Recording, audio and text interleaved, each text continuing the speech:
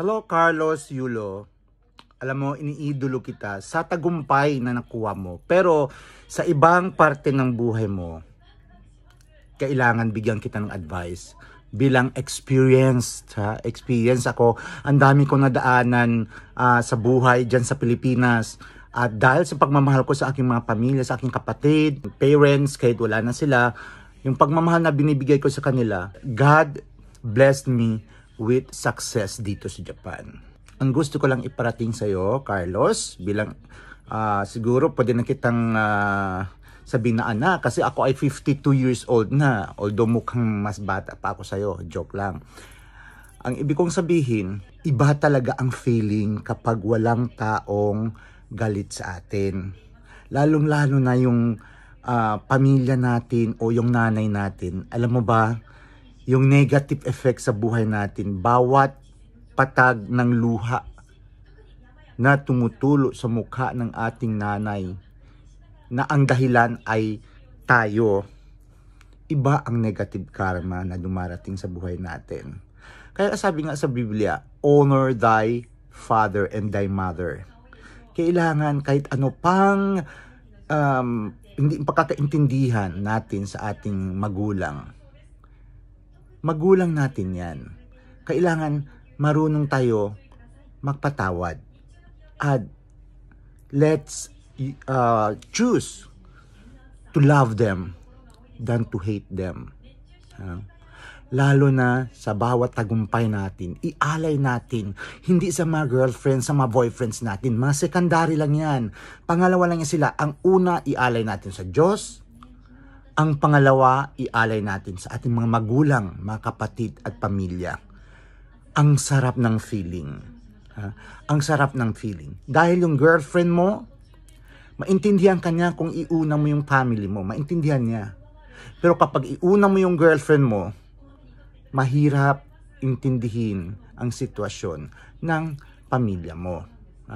Ilagay natin yung sitwasyon, halimbawa ikaw ay meron kang anak in the future, tapos may mga success sa buhay abroad, tapos pag uwi ng Pilipinas, hindi ka papuntahin sa welcome party o ano ba yan, at hindi ka puntahan sa bahay, at unahin ang girlfriend o ang boyfriend, siguro darating ang araw, masasabi mo, naku, tama pala si Sir Joseph Salcedo de Leon dyan sa Japan, ang payo sa akin.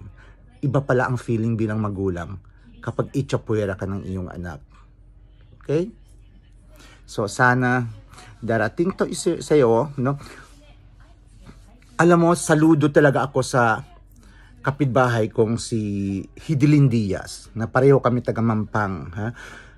Nung nanalo siyang gold medal ng Olympics 2016,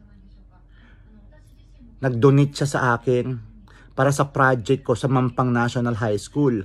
Isa siya sa mga donors ko para sa open stage dahil naka-outreach mission ako for the past 18 years, no? Sa iba't ibang bahagi ng Pilipinas, gumagawa ng classroom sa bundok, nagdo-donate ng mga damit, pagkain sa Typhoon Yolanda at iba-iba pa. Kaya hindi ko lang binivideo yon, kasi gusto ko direkta sa Diyos ang aking acknowledgement, no? Kaya marami sa inyo hindi nyo alam na wala akong mga videos na mga outreach missions ko. Dahil ayaw kong gusto ko kasi direkta sa Diyos ang acknowledgement. Kaya wala akong video na ako'y tumutulong sa mga eskwelahan, sa mga mahihirap sa Pilipinas. Walang ako video niyan. Kaya isa sa mga projects ay yung open stage para sa dating bago palang bukas na eskwelahan dyan sa Zamboanga City. Isa sa mga donors ko ay si Hidilyn Diaz. And then, gumawa din ako